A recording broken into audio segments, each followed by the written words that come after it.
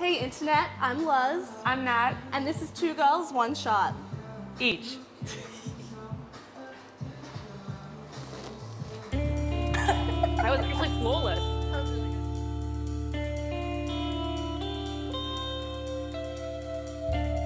The last 2 years in esports have been absolutely insane for you. Your progression has been fucking huge and so awesome to watch. Oh wait, we can swear on this podcast. Oh, Fuck yeah. Yes, Fuck yes, yeah. Yeah. I just want to know like what your progression's been like. Obviously, as I just said, it's been so quick, but you were just recently working full time as an electrical engineer. Yes, I was. So I want to hear your whole story Everything. till now. Yeah. I mean, it's a relatively shortish story, just in the sense of like time frame. It's only really been 4 years, so 2018. Whoa. Yeah, it was the very first time. Yeah, I feel like a baby. I feel like a little bit of an infant in esports. Some people are like, oh, all the way back in like 2010. I'm like, huh? What? Sorry? 2010? You mean high school? Yeah. Yeah. So yeah, 2018, I volunteered at IEM Sydney. And I remember so many people. Yeah, it was such a good event, but so many people I'm still really close friends with. I met them like stuffing goodie bags in backstage of, you know. Been there. Exactly. Or like ripping duct tape for like 4 hours. Okay, it wasn't that much, but like, you know what maybe. I mean? Yeah. Close. Yeah, just like the groundwork stuff, just like No, trying to get the yeah. footing. No one really wants to do that stuff. And I'm not saying I was sitting there like, oh my God, I wish I could love. pack a goodie book. Yeah, I dream of this stuff, you know. But I had a lot of fun with the people that I worked with, and just getting to work and like we'll do stuff for ESL Australia was really cool. So I am Sydney, first event, volunteered for it. Then went to MEO 2018 as well, the first one. Same thing, volunteered, like flew myself down because I'm from Brisbane and then being in Sydney and Melbourne. Yeah, so flew myself down for that one. That was really cool. And then I worked PAX after that, but as a casual. So I upgraded from volunteer status to casual status, which was really cool. Step up. Yeah, and then 2019 did Australian Open, the Fortnite event that was there. Yeah, Then that was huge. had IEM as a player manager, so it was like a little bit more of a step up from casual. MEO 2019 again. Then I actually ended up doing PAX 2019 for Corsair, not ESL. Oh yeah. And then 2020 AO came around again, so another Fortnite event. And then COVID hit, so it was one of those things. But alongside doing these esports events, I was studying full time still. So 2018 into mid 2019, I was still studying. Damn. Took a little bit of a break and then started full time work as an electrical engineer. And I just saved up all of my annual leave and I would just take it off to go to esports events. So I'm pretty sure for all of 2019 and even most of 2020, I just never took any annual leave unless it was like to do esports stuff. Yeah. So yeah, 2020 hits. I was doing fly in, fly out work as well down in South Australia. So I was flying from Brisbane to South Australia, trying to stream still outside of my full-time job. I cannot even imagine. Yeah, it was pretty insane. COVID hits in 2020 and everyone's working from home. And it was weird because we were home. It took out a lot of my travel time. I could set my hours a little bit more because I was still quite fresh in the industry. It wasn't a crazy expectation for me to pull long hours as an office job.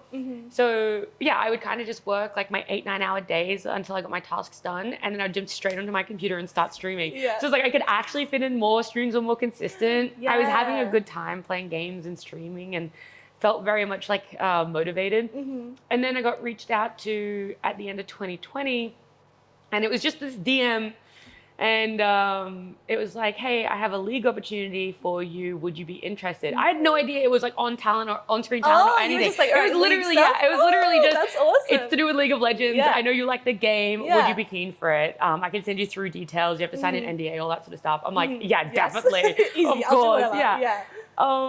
Then I find out more information about it. 2021 rolls around and I do my first thing as on-screen talent, and it was doing LCO interviewing. And it was done remotely. So I guess that's a little bit of a blessing in disguise for COVID, is knowing that a lot of stuff could have been done remotely. Got to do it, didn't have to go down to Sydney. It was this mixture of ESL Australia, well, at least what I know, right? And you're never really going to know why you get invited for certain events or why you get opportunities. But a mix of, I was doing content for Direwolves. I'd been in front of a camera a lot. So like they had work that I'd done to look at. I knew people in ESL Australia. I wasn't just some random person. That's the biggest thing. Exactly. Yeah. I'd done all this stuff previously. And yeah, they were looking for new talent for the LCO. They weren't looking to do the exact same talent roster as OPL. So that happened. And I go through all of Split 1. It's a lot of fun. Then around May, June, something like that, I get reached out to from someone at Beyond the Summit to do TI10 qualifiers for Dota. And they were like, and they were like, hey, we've been seeing a lot of your league content on Twitter. We would love for you to come over and do Dota because we know that you really like Dota too. That's so awesome that like Dota people would want to bring over a league person. Well, I knew this person from the one Dota event that occurred in Melbourne back in, I think it was 2018, end of 2018 or something. So I knew someone, I'd met them there, and so they followed me on Twitter, saw the stuff that I was doing, and they're like, yo, it's great work. Do you want to come over and actually do Dota? Come do it with us. And I'm like, yes. Love League, don't get me wrong. Love it. But I definitely played a lot more Dota going into LCO. And so when Dota became an option, I was like, yes, please. I would absolutely love to give it a go. Had my first experience doing hosting. That was done online. And that was really hard because that was 5 days a week of doing TI10 qualifiers for 2 weeks. So this is in a 2-week period. I was doing 5 days a week for TI10 qualifiers, as well as the 2 days for LCO. And as well, so you were doing both. Okay. So this was during Split 2. It was June, July, as well as still trying to hit my 40 hours for my work. For my full-time job for 2 weeks. Well, it was crazy because I put in 2 weeks leave for my engineering job. I'm like, God, I'm not going to be able to handle it. Put in my leave. The Friday before I went to go take it off, they were like, hey, we have these deadlines coming up. Do you mind not taking that annual leave?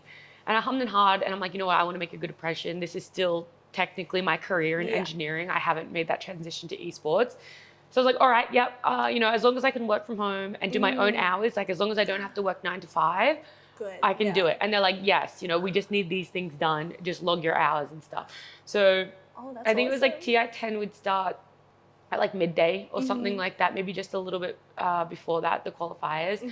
I would do that, and then I would do a little bit of engineering work, and then on the days that I wasn't doing TI10, it would be LCO. And so it'd be like, then I'd be doing engineering work, then I'd do LCO. Oh my God. It was super full on trying to juggle everything. Boss bitch. It was insane. Finish out the Split 2 of LCO, then it's just kind of focusing a lot on my engineering work. It was this passing thing where it's like, I'm not sure if I'm going to get LCO again next year. Obviously, I would say yes in a heartbeat if they offered it to me, but I'm not too sure. And I don't know if I'm going to get any more Dota work either. So I'm focusing on engineering, and I went camping with some friends of mine. Nowhere, in the middle of nowhere, no reception, all that sort of stuff. Like we've gone for driving, and we're sitting around this campfire at like 2 a.m. And you get to like those D&M, like the deep and meaningful conversations. And one of my friends goes, what is like the ultimate goal? If you could do anything, if you could drop everything right now for this one thing that you want to do, what would it be? And I was like, working at TI. That's it. I was like, working at TI is like, I would drop so much stuff for it. 3 days later, BTS reached out to me to come to LA to do DPC Dota Pro Circuit. And I was like, what the heck, right? This is like the road. I was like, this is the start of what I was just talking about on this camping trip. And so I was like, yes, I would absolutely love to. Emotions hearing you talk about this. This is so wholesome. So they offered me 201. Obviously a bit of a trial. They didn't know for sure. And it was me and another host that did 201 of DPC for Beyond the Summit. I did the January stint. So I worked the rest of the year out just doing engineering, just doing odd jobs here and there, like Twitch rivals, I think I did. Yeah, cool. I did another event. I don't even remember what it was. I think it was a HyperX event as well. So just really like 1 day things online. Then take 3 weeks annual leave to do 201 of DPC, the second half of 201 DPC.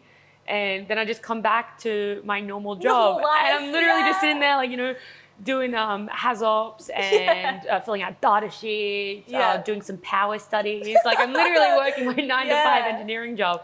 I'm like, holy heck, I just spent 3 weeks in LA. Like this is kind of crazy now to come back to this. Anyone gonna ask me about it? You guys watch esport? I mean, it's obviously an older generation in engineering, and even then, a lot of engineering people that I worked with personally played games, but they weren't so much into esports. Yeah, so it was that makes definitely sense. like a hidden alias, like a secret identity for me. No one That's knew. cool. Yeah, no one That's knew fun. that's what I did on the side at all. Just never really talked about it at work. So did tour 1, go back to my normal job, and then I get the message again, and they're like, we loved what you did. We want you to come back for tour 2 and tour 3 for DPC. Yes. I'm like, all right, you know How what? did that feel getting that It was message? insane. Yeah. And you have no idea. So I don't actually have notifications on for my Twitter. So I just wake up, I go about my I'm normal the day. same. Yeah. Keep it off. Sit down at my office job and like I'm having my coffee, and that's when you kind of get like your 5 minutes to check your emails Check and your stuff. Yeah. And I'm like, all right, I'll just quickly jump on Twitter, and you see like the notification next to your messages. I'm like, no one messages me, you know. Yeah. This is like back in the It was day, totally like me. I had next to Yeah. no followers sort of things. Like if people Yeah. reached out to me, it was friends, and we had other platforms like Instagram or Right, Messenger that we yeah. could talk on. And so I'm like, who's messaging me? Click on it, see who the message is from. And I'm like, no way. And you have to contain it. What? Like, yeah, it's like an open office floor Yeah. plan. And I'm just like, contain Oh it. And my I'm like, God. just reading this. I'm like, Oh, an opportunity of a I'm just going to go for a walk. Yeah. You know, like, Just go say yes to my dream. yeah. Sure. So I sat with the choice for a little bit in the sense that I didn't know what I was going to do. I was like, do I take more unpaid time off? Do Yeah. I put a hold? Do I quit this company? What do I do with my engineering work? So admittedly, I only sat on it for about a day. And Too the end, exciting. yeah, the end of that week, I actually put in my resignation for work. And I was like, yeah, I'm going to resign. There's no way that I want to keep this in the back of my mind. Yes. And even between tours, it's like, maybe it'll be nice to do something. So DPC tours are like 6 weeks of the 6 weeks of tour, and then about 6 to 8 weeks of an off season, or like that's when the major Right. is, Yeah. and then 6 weeks again. So I was like, you know, I can do other stuff. Like I can maybe build up content, Yes. work on all of the in-betweens during those 6 to 8 weeks. So I was like, let's just quit it. If I want to come back to engineering, I could always apply for another company. So I put in my resignation, and I ended up wrapping up work in 1 week. We came to an agreement. Wow. Yeah, okay, you can finish in a week. I'm like, great. That gave me about 4 days before I flew out for LA again. Yeah. Went there for 6 weeks to do DPC. Yeah. And then got home off the back of that, came down to Melbourne. I was doing a FIFA event there. I flew myself to Sweden to attend my first dota major, just like in the Yes, audience. just to go? Yeah, Oh, meet that's people, so hang out with exciting. friends. So went there, came back, finished doing my FIFA event, went home for about 5 days, then went back to LA for 6 more Really? weeks. Oh Yeah, my like the God. turnaround time was insane. Yeah. Like it was just go for You must me. have been exhausted. It really was. Did 6 weeks there. Took a little bit of time, went hiking for a week, Colorado, all that sort of stuff. Oh, Just got beautiful. to enjoy America. And then I worked at the Arlington Major, which was just like, Huge. how did I get here? so Like, good. it just, I couldn't believe it. You know, at the start of the year, I only had 3 weeks of Tour 1, DPC, didn't know what was going to happen. Yeah. And then in August, I'm doing the major at Yeah. Arlington in Texas. Finished that, came home. Like, it was this crazy progression. Then I did a Halo event. Yes.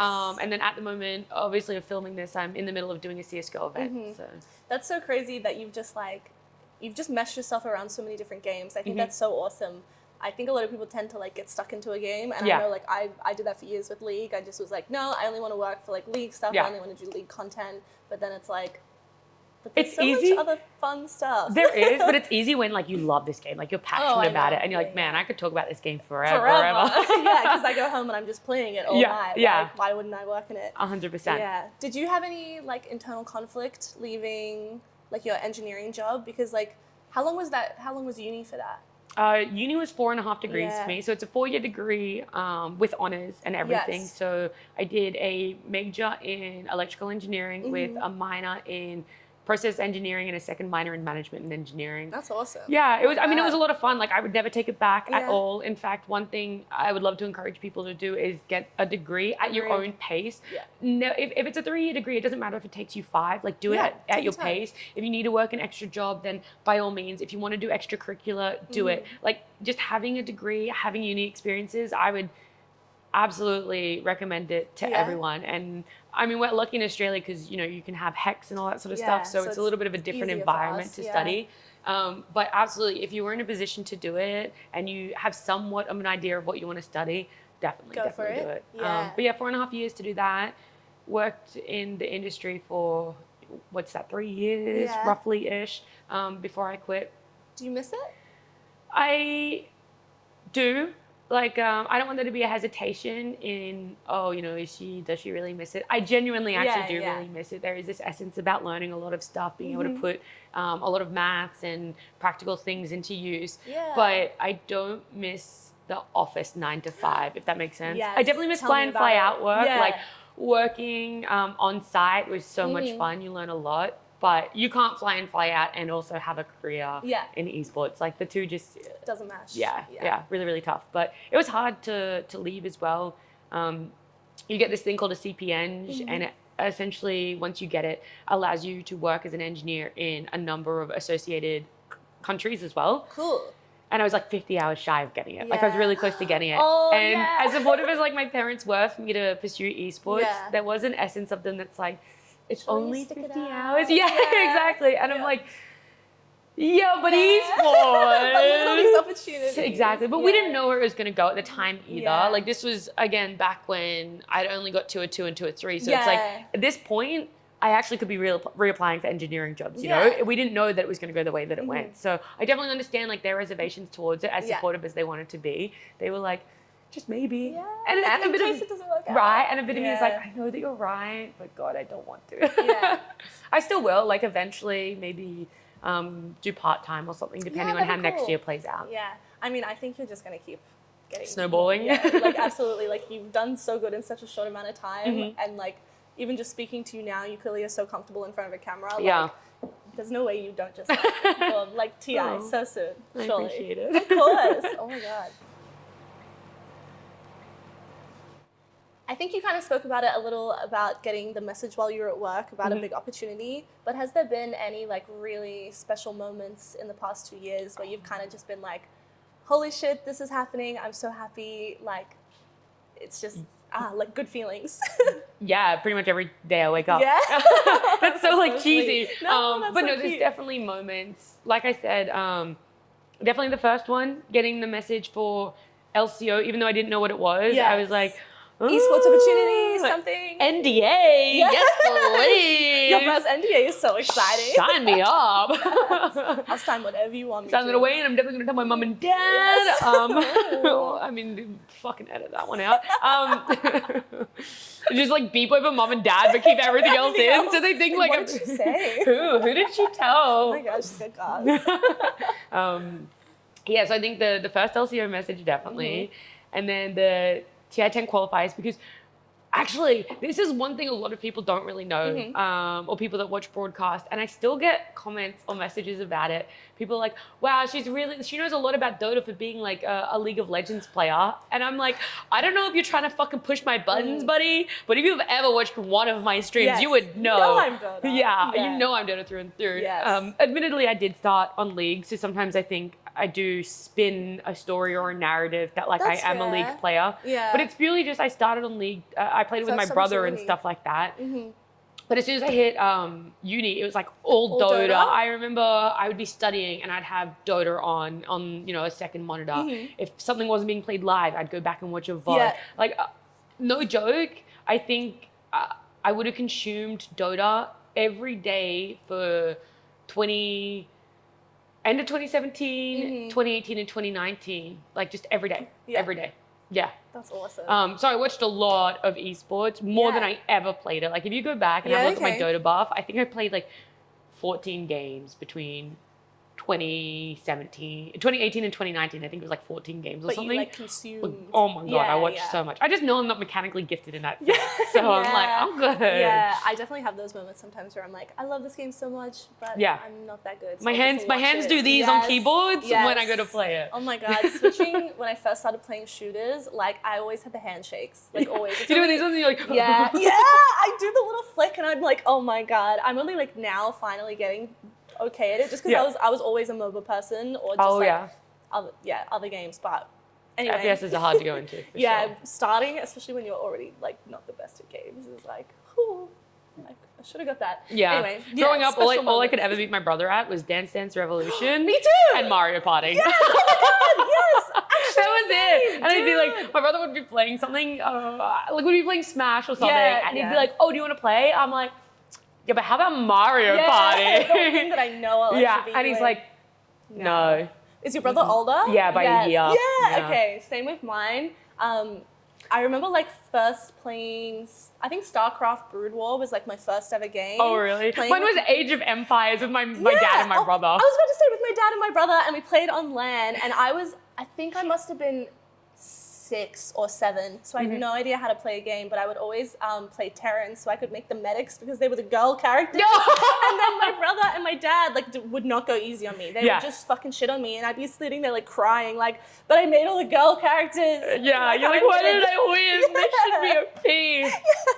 Yeah, that was me in Age of Empires, and then we flipped over to Age of Mythology, and I would just run any like Egyptian god all the time. Yes. 'cause Yeah, they're loved it. fucking epic. Yeah, Yes. 100%. Oh my God, we have so much in common. Yeah, I know, right? I was like, we have the same upbringing. Yeah, actually. Oh my God. And we're both from Brisbane. Yeah, I know, right? Maybe it's like a Brisbane Oh thing. my God. Hey. Hey.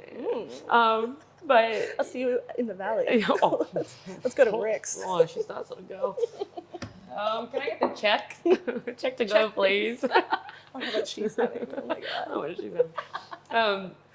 Where was I going with this? I don't remember. Special moments. Yeah. Time where So started with League. I spin that story a little bit, but ultimately it was always Dota. Consumed it a lot because I wasn't that good at playing it. And so when the second special moment is definitely getting the very first call up for Dota, I'm like, this is it. I was like, whenever I started LCO, I knew I wanted to transition to Dota. I didn't know how I was ever going to do it. I was just hoping that eventually, if there was a future in esports for me, I could go down that path. Did you feel like you might have like got yourself stuck in League? No, No? because I think Okay. it was just such a short time. I didn't have That the time worry. frame to worry that I'd like pigeonholed myself or Yeah. anything. Oh, that's good. Yeah. So when that came around, really, really, really big moment.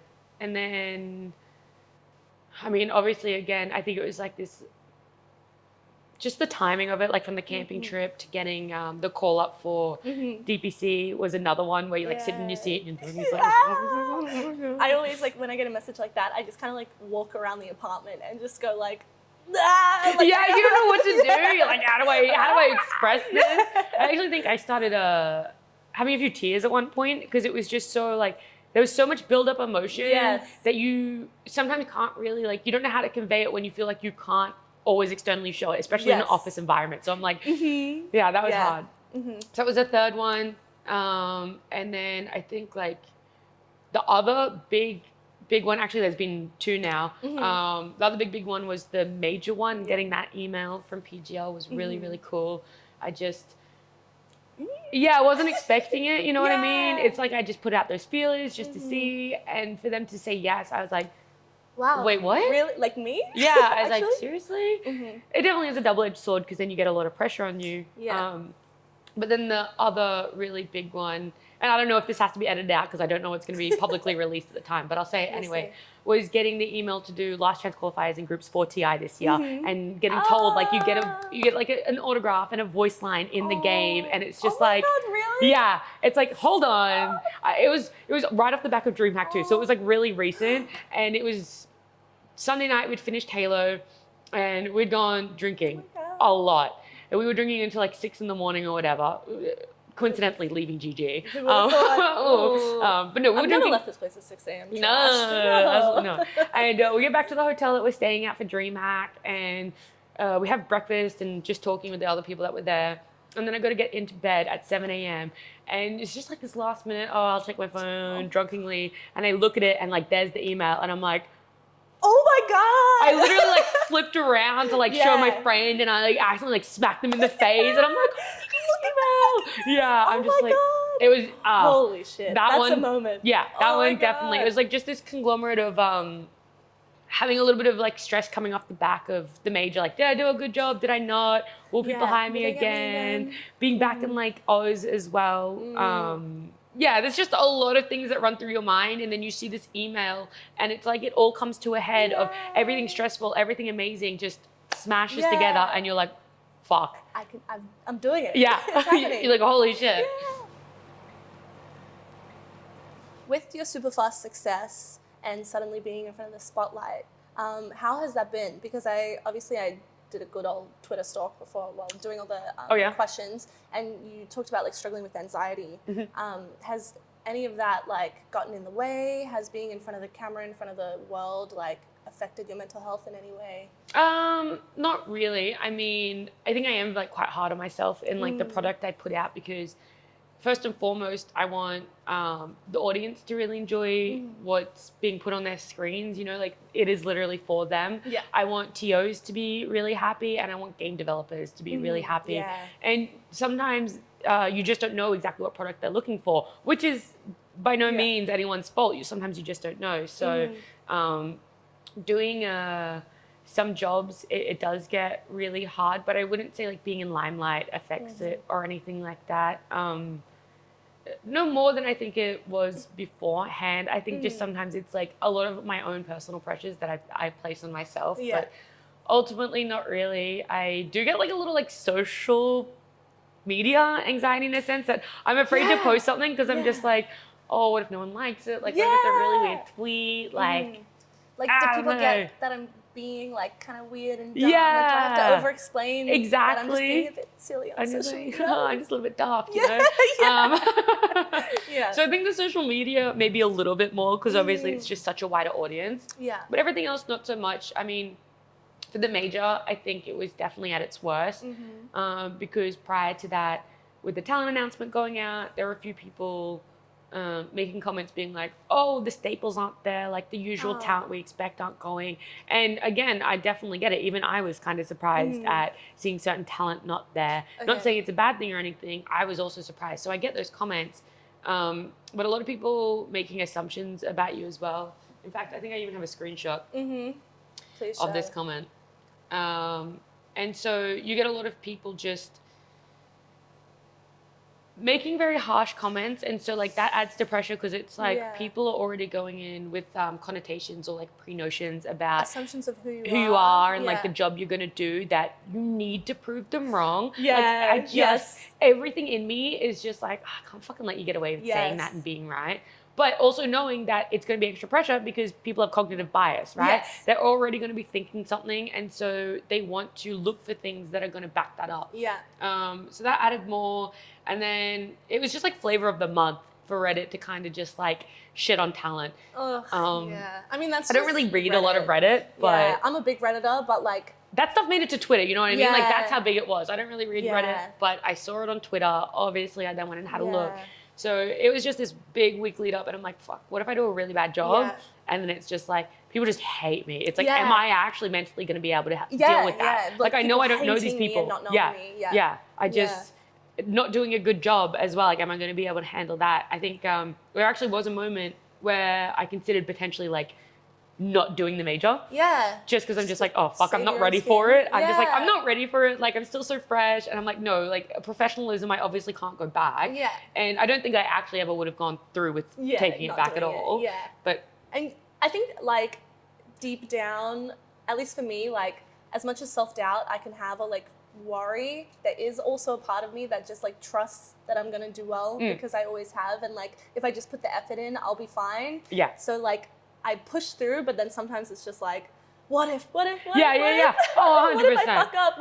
What if everyone hates me? What if just all the spiraling. That was definitely something that just like sits there, and I think that was the worst it's at, but ultimately definitely hasn't been worse or anything like that.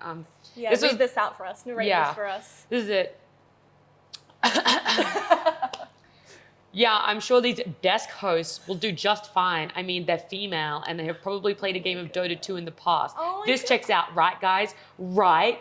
Yes. You may want an actual Dota 2 talent that plays the game regularly to host this event, but if we can't send the message, is this event even real? Oh my God, when they think that like your existence has to become— Check my fucking YouTube, bitch!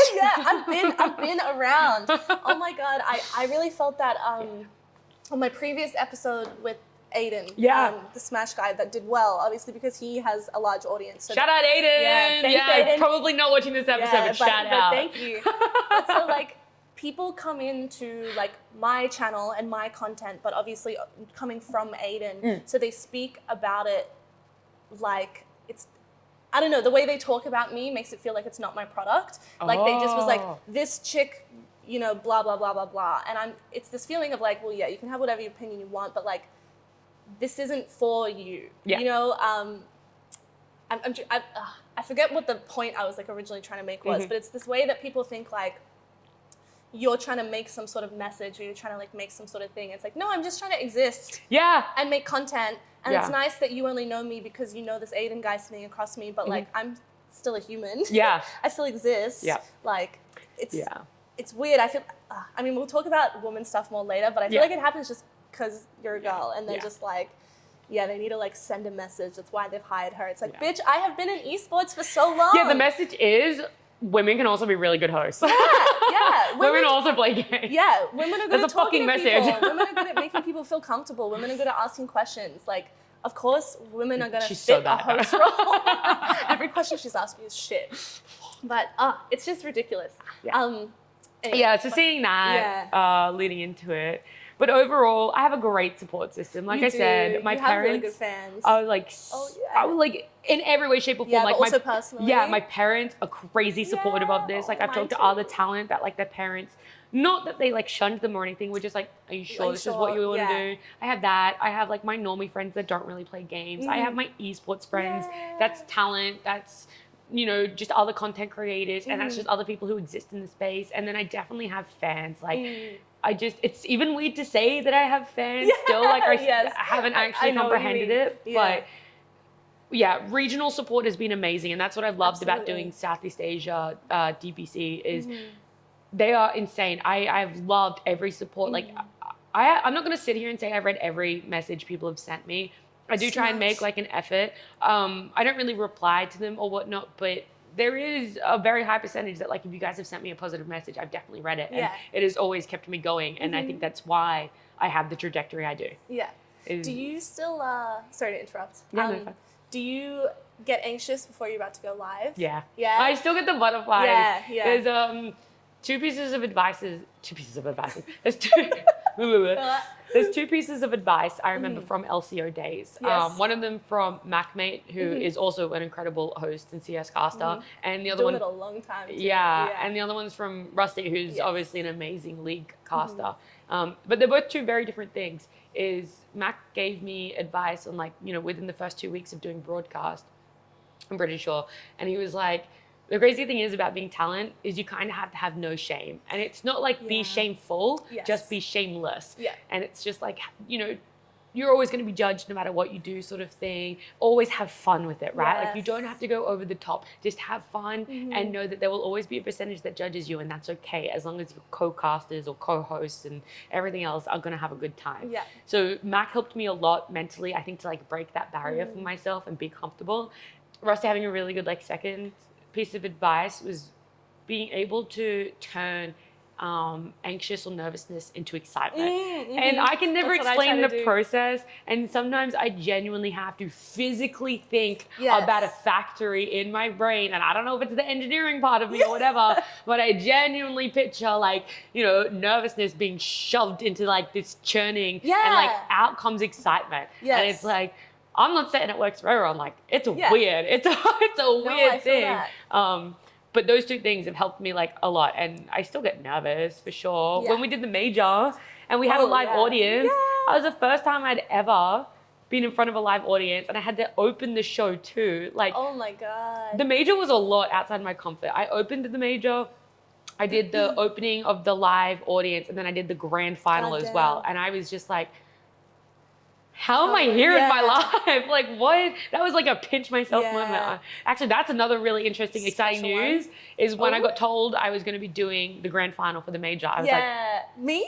The grand final? I was like, there's not many Dota hosts out there that have done a grand final of the major. So. Yeah, that's huge. Do you ever have that like moment, like you were saying how you were like opening the show in front of an audience, do you ever have that moment when your mind goes blank before you, when you're about to start? So often. And you just go, fuck, I've forgotten every single thing. But then once you start, you're just like, no, I'm comfy. I'm either just straight up and be like, I forgot it.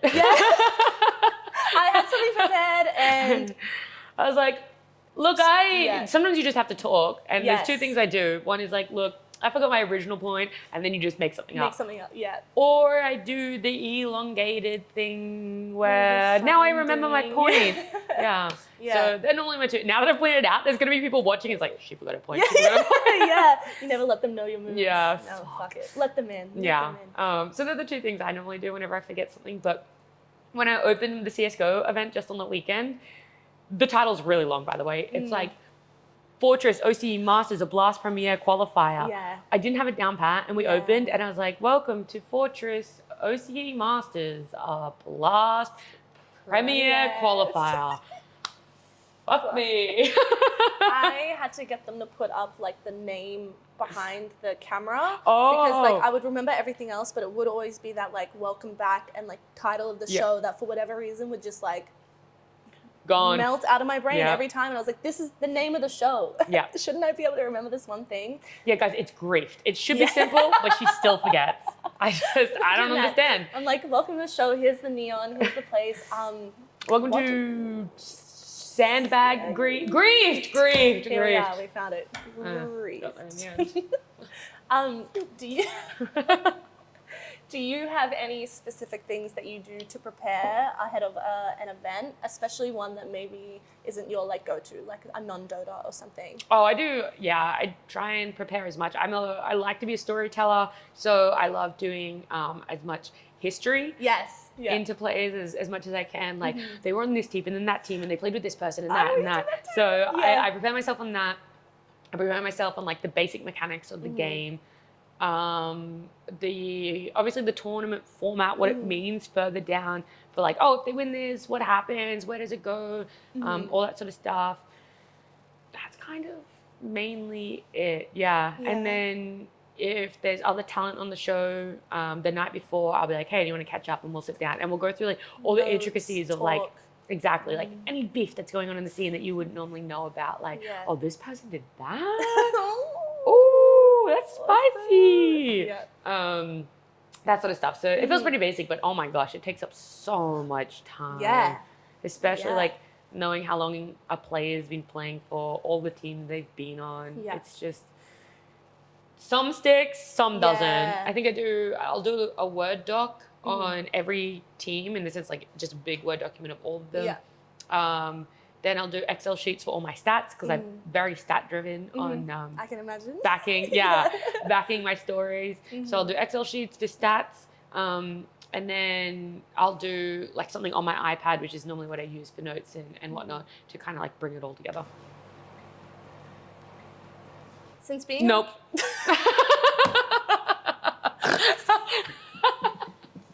Yeah, no. It's a no from me. Where's the fucking button? No. Absolutely not. No, not that question. No. Oh my god. Yeah, Holy sure. shit. Oh, that's funny. Okay. So do you VOD review yourself? Do you watch yourself back after? I do, but not all the time. It is so difficult. I remember doing my first LCO show. It was so robotic. Never watch it. If you're watching right now, do not pause and watch. Do not. Click here for her doing LCO. Oh my God. It was pretty bad, and I knew it. And so I watched myself back, and at the time, I don't like hearing my voice. I really don't. So I muted every time I asked the question, because I could still remember in my brain how I asked or what I asked. And I unmuted it and I saw their answers. And then I thought to myself, how could I have continued on from that? Made more of a conversation out of it, all that sort of stuff. Day 2 rolls around. Obviously, one, I'm more comfortable in front of the camera, knowing like the audience, like who are going to be watching, sort of thing. And it was more of a conversation. And then I watched that one back, and I actually watched it with sound.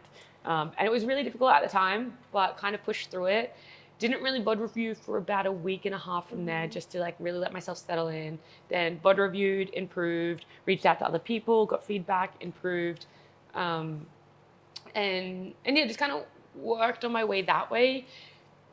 After TR10 qualifiers, I didn't VOD review at all, which was really weird. But I'll also always VOD review other hosts and other interviewers of a game. I will watch their stuff. I will see how they do it. Like I'll do my own research and then I'll be like, is there anything I'm missing? I'll watch some other broadcast and I'll be like, what did they pick up? Exactly. So I'll do that. VOD reviewed the major and VOD reviewed DPC, but not all the time. I won't always go back, and I'll almost always skip to parts that I felt were personally weak or someone's given feedback that was weak. So you can watch and like figure out why. Otherwise, they're really long shows, you know. And sometimes you have like fantastic segments, and you're like, "That was good. That was good." Do you ever sit and watch yourself and just be like, "No, yeah, never, no. never." I felt like, because like obviously I edit these, and like this was kind of like some of my first on-screen camera experience. Yeah, I've always been a bit even with photos, when there's a camera suddenly in front of me, I get a bit like, oh, I don't know. So I'm like working through that, but it was so interesting, like watching myself back and editing the first few episodes of this and having this like middle ground of like, all right, I'm kind of hating this because I'm seeing all the mistakes I made, but then it was also so like you say you hate the sound of your own voice. I felt like I had the opposite. Like I felt like that sounded so up myself. Because I love my voice. Myself. No, not that. It's more like day to day. Like I think as a lot of people do, like you have a bit of body dysmorphia. Yeah. But like watching myself just talk to someone, I had this. It's like this click of a moment of like, I'm just a normal human being. I like say the same things other people do. I make the same gestures. Like that weird gesture I had in my head, like isn't as weird as I thought it was. So it's sometimes become like. Sometimes I hate it. I really hate watching myself back and having to edit these because I'm like, Lauren, shut up, you're so drunk. Lauren, stop. But other times I'm just like, oh, I'm just like normal. Everyone else, I'm just like a normal girl. Oh shit, I'm actually not. Oh my god. It's only taken 25 years, but I'm actually normal, guys. It literally like unlocked something in my brain. Wow. I just was like, whoa, you're just a human being. Like, it's okay to be awkward. Human. Yeah. Human, I like that. Yeah. Yeah. Anyway. Who was the most awkward guest you've had that you had like when you watched back, you were like, holy heck, they were just as awkward as I was. Honestly, all the guests I've had on have been pretty good. I mean, fuck, I was hoping you'd just say Dick Stacy. No, I adore Ollie. I adore Ollie too. Funny, I'm gonna call him out on this because it's fucking hilarious. Obviously, we're having a conversation, so we're talking to each other. He would talk to the camera. He kept talking to the camera, and you know, like before we started, how I was like, all right, it's kind of gonna go like this. Like if you need to take a break, you know, do whatever. And I said to him, like, you don't have to look at the cameras because obviously he's an esports. Hey guys. Yeah. Welcome to Green. And I'm talking to Nat over here, but I'm looking at the camera. He's probably the person that like when you're looking in a mirror, he'll be looking at the mirror and talking to you through the mirror. He does instead of turning to you, he'll like do this and like yes. It was interesting because I'd ask the question and then he would like start to answer and then he'd turn and keep answering the camera and I was like, oh, you're such an esports player. Yeah, that's true though. Every time you get interviewed, it's just like, yeah, I did these ones. I'm like blah blah blah blah blah blah. But I was like, no, we're like here, sit normally. Yes. That's quite funny. Yeah, it was funny. Everyone else has been really good. I think the most one that I struggled with was with Carbon, Tim. Oh, yeah. The only reason I struggled was because I had just started.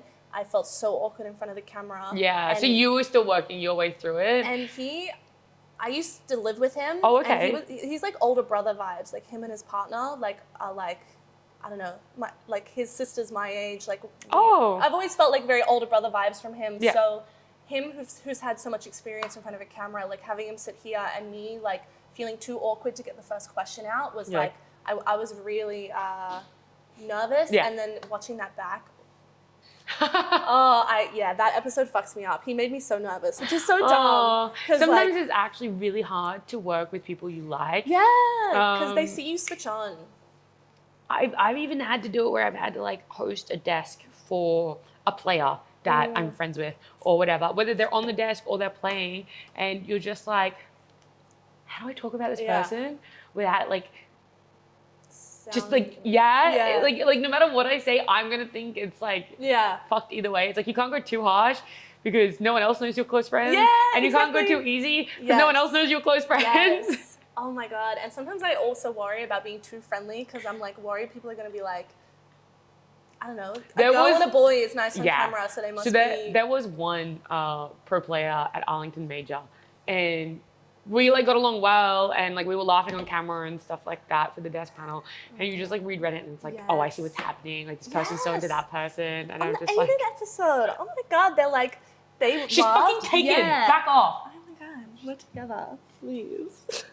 What's happening? This is so cute, I love this. I do have a question. Yes. Have you noticed any like habits that you have in watching yourself back? Like, do you see yourself do something and be like, stop doing that? Yeah. Obviously you try and get rid of the ums and ahs when like you're hosting. Also the elongating words when I'm trying to think, I do. But when I'm interviewing, I actually always look for feedback too. Always, always consistently, as long as it's constructive. When I'm interviewing, like crutch words and stuff, I just have to ask. Or this one was told to me. To be fair, I can't say I actually found it out. Someone told this to me. But I do the first question that I have to ask. I do that and I'm just like, obviously, it's your fucking first question, dickhead. We can see that. But we it can feels fucking like see you that. need like a intro somehow, which is, that's one of the things I've been trying to work on in this, is just like, just ask the question. Yeah. I would always, especially in the You don't always have to give context, is the other thing. Just say it. I would always start with so. And there's an episode where I think like every question I started with so. And you're like, just fucking cut it. So I would like come in and I write on my notes, stop saying so. Stop saying so. The other, I don't know if you have experienced this interviewing people. I feel like I'm a very active listener, especially just in day to day. I say yep, the whole time while someone's talking. Sometimes it's good though because it looks like you're engaged, but I've slowly transitioned it to being this and be like, yes, only when they take a break and when they speak. I am still struggling with it, and I'm so aware of it, and I see it in the comments.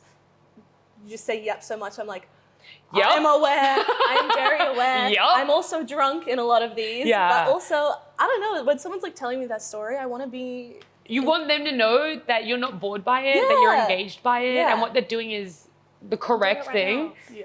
Definitely. I've done that. The other thing being, when someone takes what you're about to say just before you say it, or they answer it in a sense before you actually ask the question, especially on panel, I'll be like, oh, what's this interaction between the two heroes? They'll be like, this is it, like, you know, this slows that and this cucks that.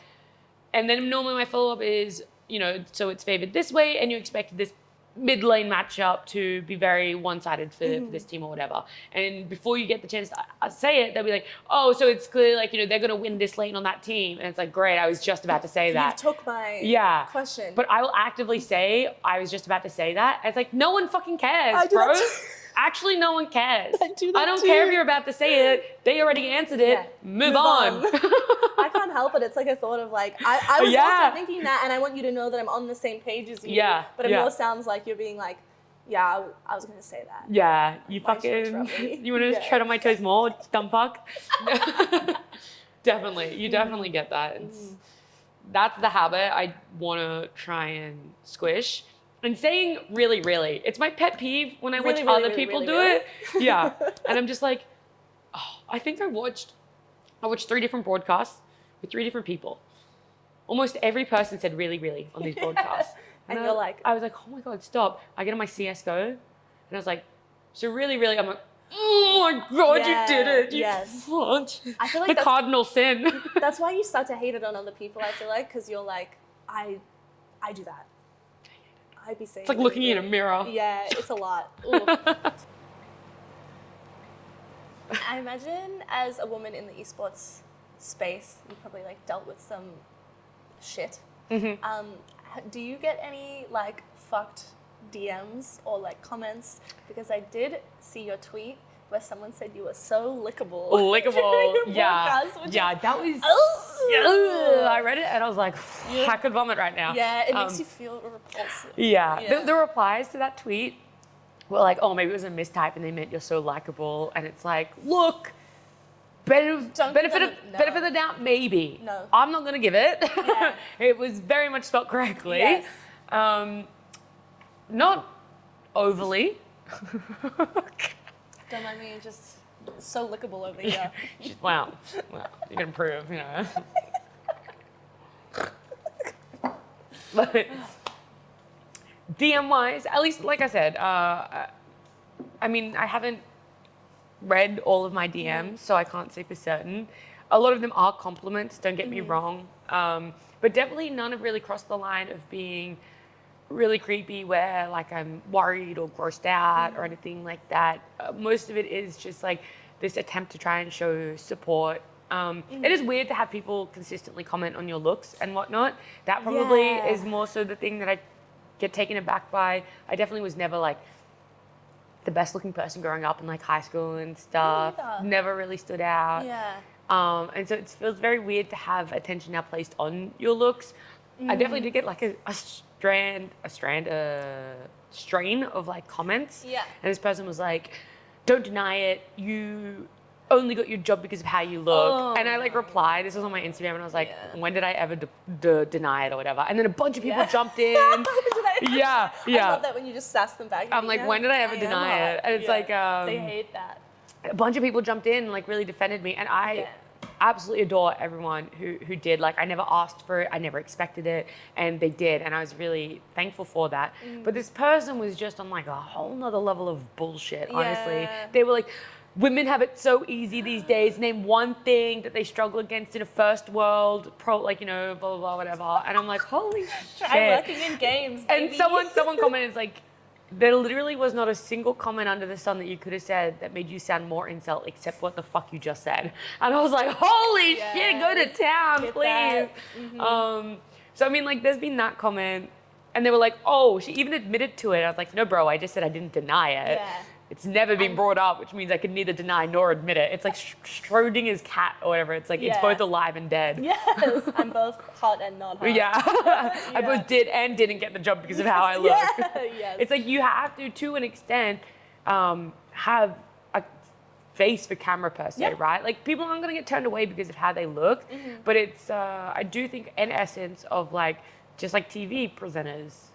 An essence of being like, you have to be able to sit and be framed and look well on camera. Yeah, I totally agree. And it's not about like being attractive or conventionally attractive. It's about like how you present yourself. How you speak, how you deliver, like how you hold yourself.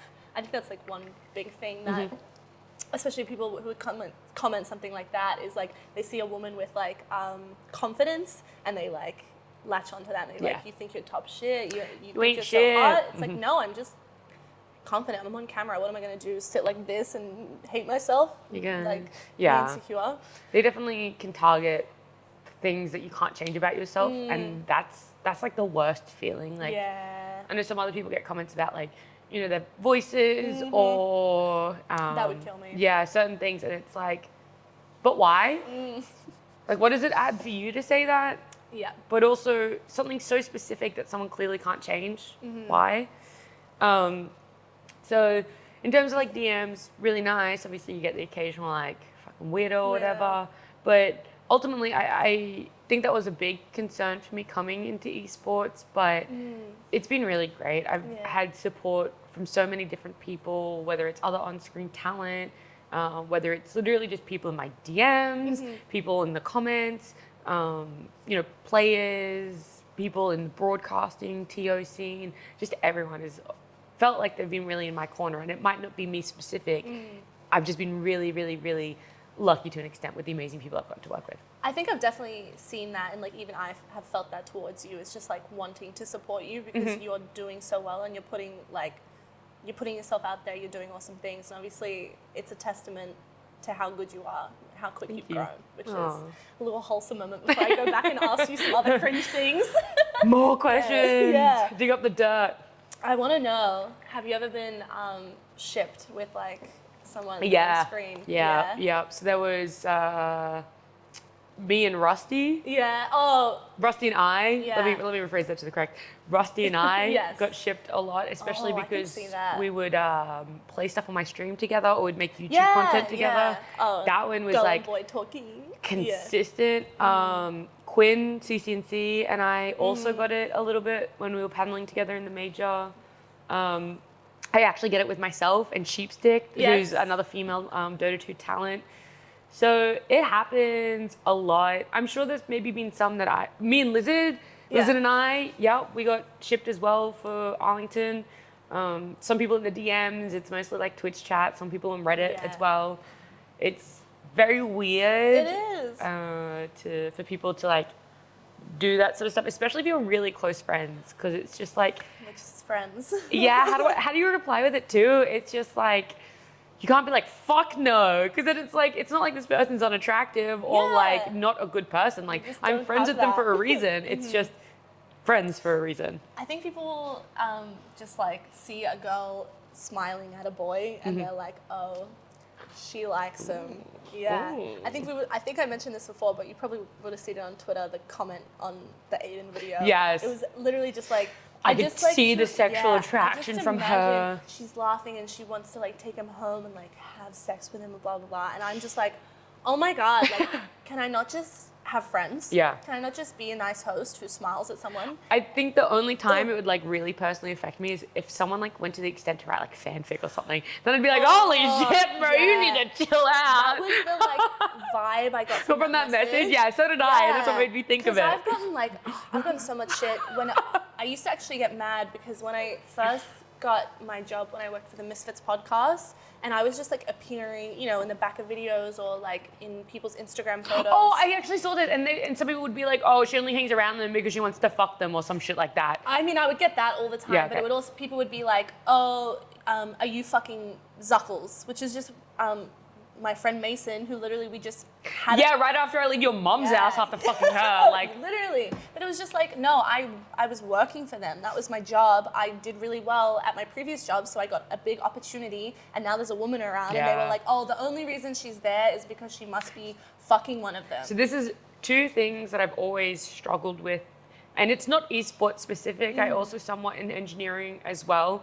I can imagine. Is just my personal pet peeve is being referred to as someone's partner or someone's thing, and it's like, it's so crazy. Yes. I can actually live my own life and be my own person, and I have a title too, and I do things like, I'm not just so and so's girlfriend or whatever. I relate to That's that so always much. been like a really big issue for me. And second is having your accomplishments be put down to you being friends with or sleeping with a male. Yes. And I think that's what like has really deterred me from being very public about my male friendships, is I never want people to be like, oh, is this happening? No wonder she got Yeah. invited for this thing. It's because she's fucking this guy and that's how she got her start. It's like, no. No, like literally no. I'm Yeah. just a person who cares about what I do, puts the effort in, clearly does well, so I Yeah. get these positions. And also, I just happen to have a lot of male friends. Yeah. Like, It's hard to hello. not have a lot of male friends in a male dominated industry. Yeah, I even in know. engineering, like Yeah. throughout my degree. So actually, throughout my whole degree and working in engineering, I think I will walk away with 2 female friends, one from Yeah. engineering and one from my full-time job. And it's just like, there were low numbers. There just aren't very many of you. But not only that, like when you're studying, it's like they go into their major and then you go into yours, so you stop hanging out as much, sort of thing. And then when you're working full time, it's really hard to break a boundary and to make a connection with someone and transfer it from being full, work friends to being actual friends. It's so. rare that you meet someone as well that you have enough in common with to become friends. When Yeah. your pool of women around you is small, there's only a few that you connect with. But when Yeah. your pool of men is this big, you connect more. It's easy. It's naturally. a success rate, right? It's like your success rate might still be 5%, Yeah, right? but in there's- making the friends, quantity's but it's bigger. like there's 500 guys, so 5% is bigger. Yeah. There's 5 women, So so of course- 5% is fuck all. Absolutely. Yeah. Yeah. It's already really difficult for OS talent in like all capacities to do really successful on the main stage, the world main stage, which is actually kind of funny because there's a lot of really successful Aussie casters around the world because Aussies are really good at casting and hosting. Yeah. But like it's so hard to get your foot in the door, and then I think doubly so for women. Do you have any opinion on like what we can be doing better, what the industry can be doing better to be bringing more women into the limelight, giving them opportunities, opening doors for them? Is there anything anyone's done in particular for you, or just like anything you've seen? Your opinions. I think I definitely have been really lucky with my opportunities as OS talent and definitely as like a female in the scene. So to me, like definitely, like I think even all the way back to like ESL Australia days, like Josh Inman and like Michael Avitas, Peter Du, like Brad Baldwin as well, like all of them were always putting me on like a very level field of like not only work given to me, but expectations as well, which always felt so nice.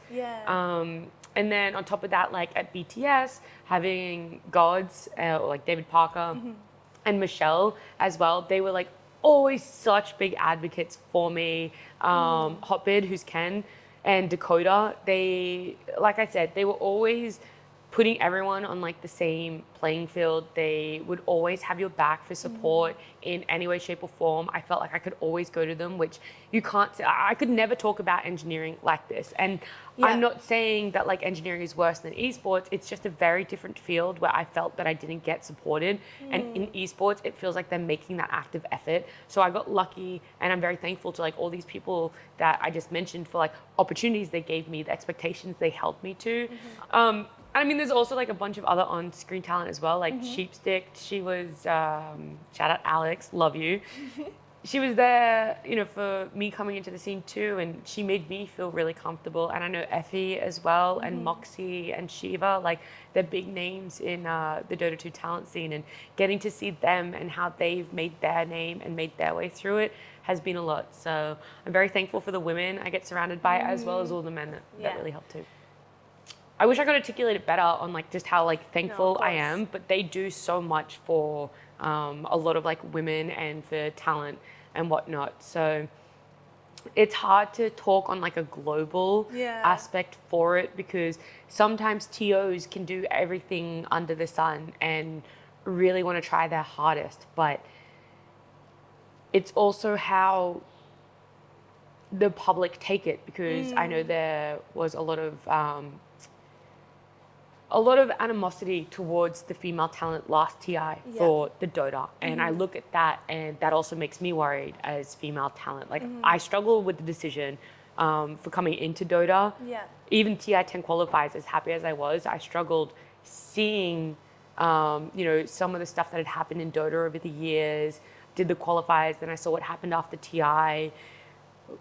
It was always in the back of my mind. There are amazing people like Lyrical out there. He's some Dota 2 talent who is always very, very, very strong in his viewpoint and his stance, and it's having people like that. I'm not saying people have to do it, and if they don't do it, they're in the wrong. It's hard to, don't get me wrong. Even I struggle. It brings attention that you might not be ready for, right? You might get stuff that you just weren't expecting. So at no point do I sit here and be like, everyone has to do that. But I'm thankful for people like Lyrical that do that stuff. So even in your own ways, even if it's behind the scenes, not on social media doing that stuff, it's all about like the other talent making that space. As for OS talent, making it internationally is another thing that I feel really lucky for, right? Like I got given this opportunity of Dota that there isn't a scene locally. So if you're in Dota, you're in it internationally. Exactly. So I got really lucky that way. And I wish that I had more of an idea on how to make it possible. Sometimes we get opportunities and you don't get to be a mainstay. It's like, oh, here's one international opportunity. We'll see you in 4 years. It's very easy. Exactly. OS is very easy to be put in that. And it's not like they really do bad. It's not like they do a poor job in any way, shape or form. We're just so far away. Exactly. Like, physically and like. And it's not easy to just be like, oh, we'll just move to America or Europe. It's like, that's my whole life, bro. No, I love Australia. I want to stay here. It's really difficult. I think anyone who's watching the podcast right now, I think if you want to support OS talent, it's getting behind them on Twitter or like social media and watching the broadcast they're on. I'm not saying, oh, you have to be active in chat, but it's watching them so the numbers are bumped up, especially if there's anything in OS that's like purely, you know, like OCS or R6 or Apex or anything like that. Being as active as you can in watching it, and Reddit as well. So supporting. Such a loud voice. Exactly. I'm not saying like, oh, prepare like an essay. 3-point. Right? Breakdown. These are all the reasons why, and I've attached clips, and it's not a thesis, right? It's like, damn, I fucking love this talent. It was so great seeing her here. Seeing them here. Like, I would love to see them again. And then that puts your name forward in front of other people. I think I like what you were saying about like overthinking almost after seeing how other women talent were treated. Because I think, like, at least speaking personally and knowing other women in the scene, especially when you decide to, like, become talent or at least, like, be in front of the camera or at least on the internet, you have to kind of make an active decision of, I know that I'm going to bring people who just hate me because I'm a woman in esports. Sometimes you have to expect the worst. Yeah. And it's hard sometimes. Yeah. Someone, like, again, like the stuff I was saying before about just, like, getting tied to the men in my life despite, like, working in esports for 10 years and working my fucking ass off. And, like, just because it's... like, yeah, but bro, you suck his dick. But you suck his dick. Or at least we think you did. Because that's why you're here. And it's so, like, over COVID, like, I almost had a moment where I quit esports entirely just because I was like, I can't do this. Like, I can't keep being in front of these people who only think I'm just some girl. You're like an attachment to someone else. Yeah, it was fucking hard. And then, like, I had like a little bit of like a baby rage moment for the CSGO broadcast on the weekend that just happened. Someone in chat was like, oh, who's this panel? And then it was like, oh, the girl, the Lorax and the big guy. And I'm like, oh yeah, I'm the girl. Yeah. Let's go, bro, let's go. Just the girl. Yeah. It's frustrating because at this, you know, at the end of the day, those people's opinions don't matter. They're just some chronically online person at home who, like, don't understand how invalidating it feels. Yeah. Or at least they do understand and they're saying it intentionally. Yeah, or that. They don't like you. Like, whatever. I don't want this to become some sort of, like, fuck men thing. No, not at all. Because there are so many supportive people, right? Like, like I'm sitting here, many. I know, just like, I know how bad it can be. Like, I've seen it for some female talent. Yes. And I've been so thankful to not experience that. Like, at no point do I ever want to say, like, there's no support for women. I've seen it for sure. I feel like you have to find those people. There's a lot of shit people, and if you can just, like, navigate your way away from them and be around the people who genuinely support you. Shout out to you motherfuckers. Yeah, I have so many people who have done me so good in esports. Oh, and, for like, sure. are the only reason I'm still fucking doing it because they're just unwavering, like, Loz, of course you can do it. Yeah. Just keep going. How could you not? Yeah, so... Yeah, I mean, thank you for answering the question. It's kind of like it's always such an open end. And it's a double-edged sword, right? Because it's like, yes, I know these people exist, but ultimately I know that there are so many good eggs out there, and, like, they are the people I'm thankful for. Yes.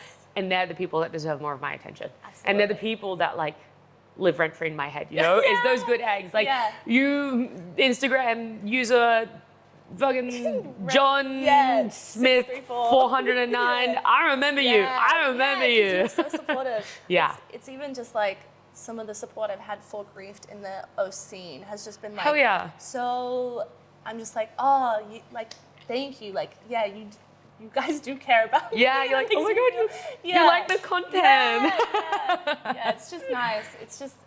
Yeah, when you're online all the time and you're only reading such horrible misogynistic views, but then you're around people who actually know you and they express their support. It's just like, thank you. For sure. We gotta hype up more women. Hell yeah. I'm so happy I was able to have you on finally. Thank you. Like, it's the thought of, like, am I part of the problem? I've only interviewed men, but, like, how many women are in this space? Exactly. It's hard, but now I'm just, like, making excuses, but, like, I don't know. I'm so glad you're here. Yeah, I'm glad you asked me. Thank you. Of course. It's been so much fun. Thank you so much for coming on. This has been episode 7 of Griefed with NatTea. Please go follow her and support her. She has so many upcoming things that she's just going to absolutely kill. Thank you. So good.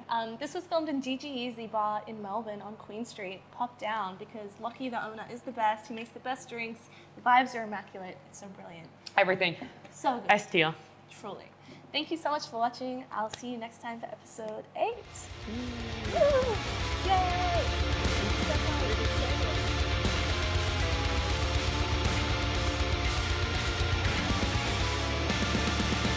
Curacao with lemon and something cream and. Oh, I love. I'm somewhat of a bartender myself. I love a bit of cream. I love it when the cream's on top. Delicious. All right. I imagine. Okay, no, I hate that I did this as I started that. So guys, I imagine as a woman, hey, I've just been thinking. some stuff.